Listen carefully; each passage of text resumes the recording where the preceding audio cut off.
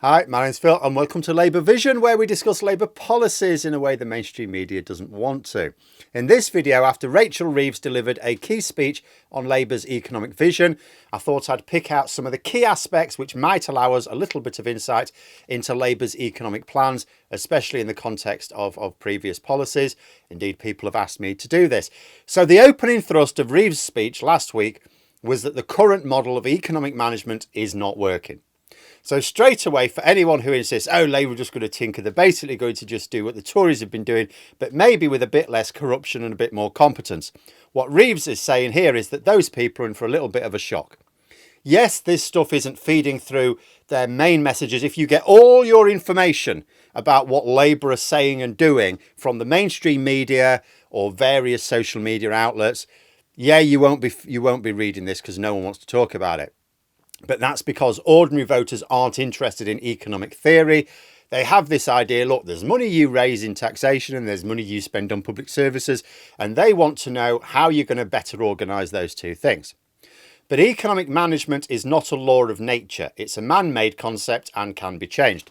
Labour have said numerous times that they will be changing it, and Reeves has reiterated that here last week. But changing it to what?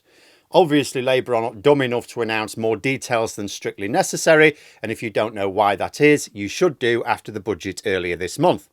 Labour had announced a few tax breaks to be ended in order to fund more public spending. Jeremy Hunt promptly adopted two of the measures himself, after a fashion, and then used the money for tax cuts, thus preventing Labour from using them to boost public spending, unless, of course, they want to put those taxes back up, which, given that they would affect ordinary workers as well as wealthy ones, they won't. The Tories think that they've blown a hole in Labour's spending plans, or at the very least, that they can persuade the public that they have. But in reality, Labour are known to be on a mission to close a lot more tax breaks than they are explicitly saying, and the reason they're not revealing all the details is to prevent the Tories just closing those avenues off before they leave power. So we know, we'll never know all the details until the election is called at least, and it's too late for the Tories then to do anything, and probably not absolutely everything until Labour are in government and implementing their reforms. But Reeves did talk about how in the past, it's ordinary working people who bore the brunt of failures of economic management. She even discussed the last Labour government. She talked about how, yes, they provided stable politics and economics. They grew household disposable income by 40%, raised 2 million children, 3 million pensioners out of poverty, a few other things as well. But she also criticised them for not baking in enough security for ordinary workers. This was a speech that said it's time to stop those on lower incomes shouldering the burden when economic instability rears its head. Reeves also attacked austerity savagely in her speech.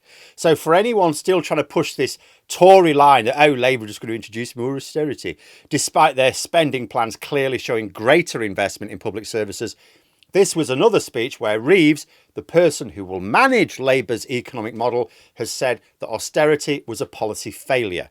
In fact, her speech was littered with talk about investment, and it was also littered with another important point, which Reeves made multiple times throughout, that the economic model is failing to provide security for those at the lower end.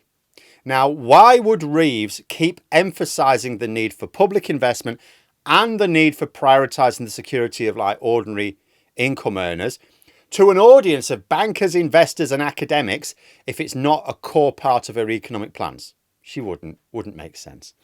For those who complain, yes, but Labour have had to change their spending plans over the past year, Reeves points, she took this on, said, yes, absolutely we have. Do you know why? Because interest rates went from 0.1% to 5.25% in basically a couple of years. That almost trebles the cost of servicing the national debt, a national debt which will be considerably higher when she takes over the Treasury, though she didn't make specific mention of that. Reeves also highlighted three major factors to deal with if we're going to build this security that she kept going on about. What she describes as unbalanced multipolarity, China and Russia in particular presenting either uncertainty or, in Russia's case, downright aggressive behaviour, presenting a world in which defence and security become entangled with economic issues, she said. Second is the rapid rise of artificial intelligence presenting opportunities, but also a threat via the severe disruption to labour markets and the distribution of wealth. And third, the climate crisis. So when you take all these points together, Reeves is highlighting the need for the economic model that we use to provide securities. She's saying that the current economic model doesn't do that, so she's going to change it. She cites as risks to that security geopolitical instability, the rise of AI, and climate change.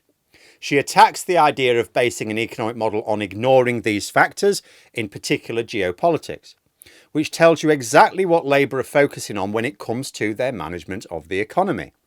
Naturally, the media do not talk about this.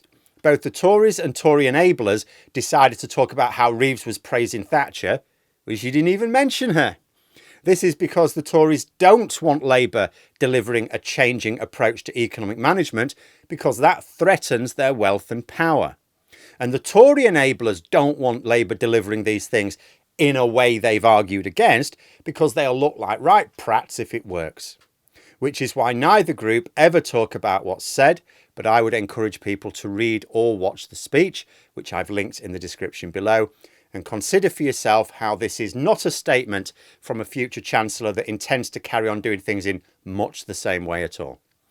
But there we are. Those are my thoughts. I hope you found the video interesting. If you did, please click the like button, subscribe for further content. Until next time, I'll see you later.